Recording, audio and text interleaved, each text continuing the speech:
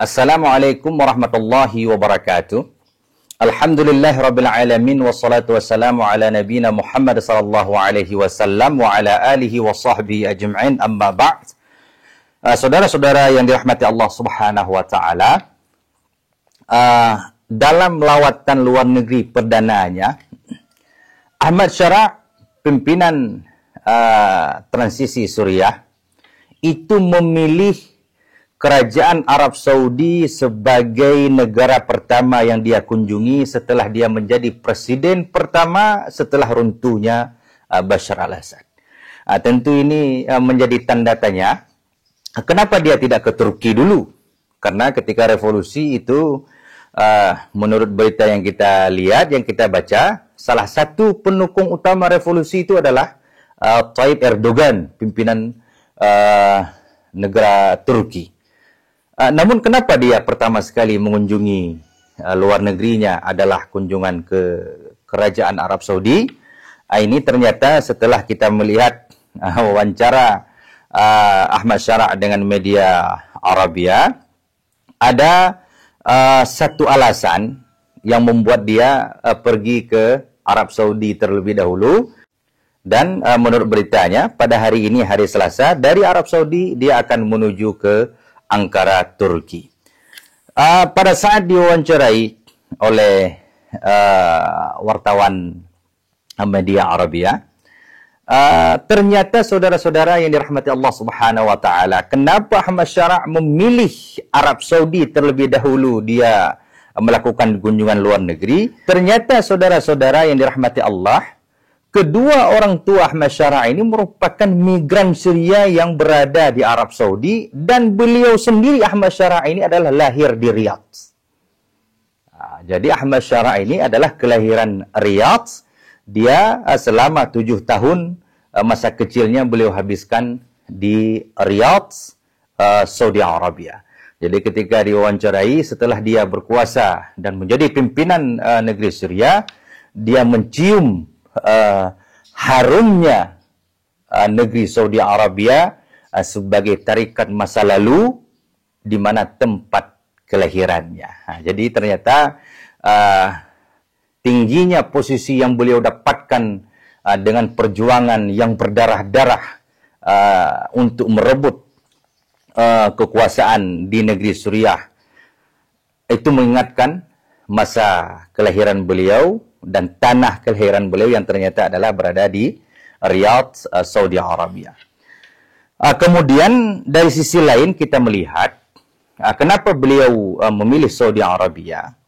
Ternyata saudara-saudara yang dirahmati Allah Subhanahu wa taala, kalau kita balik ke belakang sekitar sebulan yang lalu, di awal-awal runtuhnya Al-Assad dan hari-hari pertama Ahmad Syara' memasuki kota Damaskus, jadi beredar di media sosial itu, beliau sebelum melanjutkan langkahnya masuk ke kota Damaskus, itu beliau bersujud terlebih dahulu kepada Allah Subhanahu wa taala.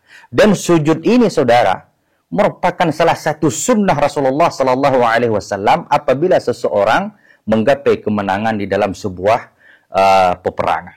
Dan itu terlihat pada saat Rasulullah sallallahu alaihi wasallam ketika menaklukkan kota Mekah yang pada saat itu masih dikuasai oleh kafir Quraisy. Ketika Fathul Mekah, Rasulullah sallallahu alaihi wasallam menundukkan kepalanya di atas tunggangan beliau sebagai tanda syukur kepada Allah Subhanahu wa taala.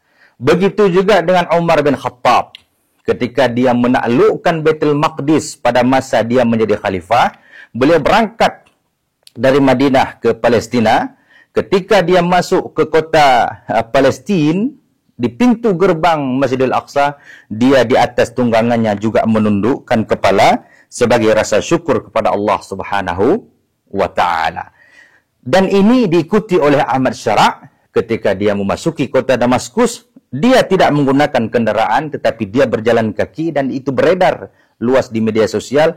Dia bersujud di atas rumput tanah Suriah pada saat itu, bersyukur kepada Allah Subhanahu wa taala.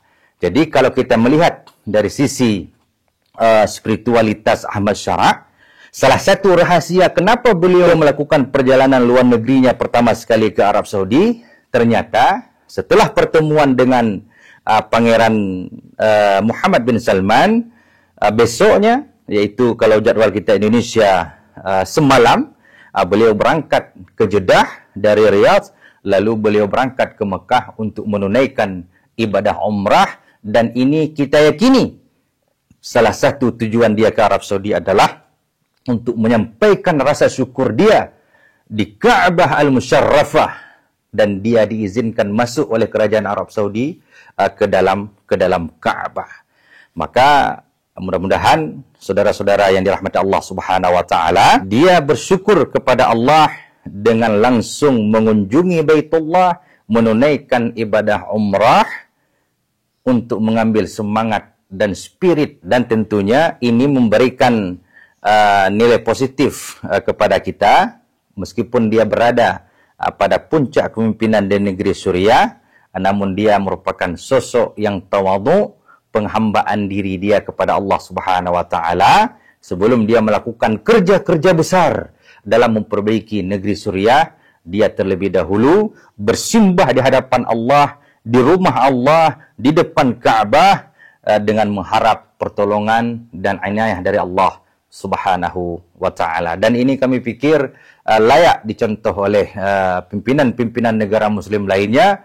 Kalau mereka berkuasa atas nama seorang muslim, hendaknya dia mengunjungi negeri pertama adalah kerajaan Arab Saudi, yang salah satu misinya adalah menunaikan ibadah di Baitullah. Mudah-mudahan bermanfaat. Assalamualaikum warahmatullahi wabarakatuh.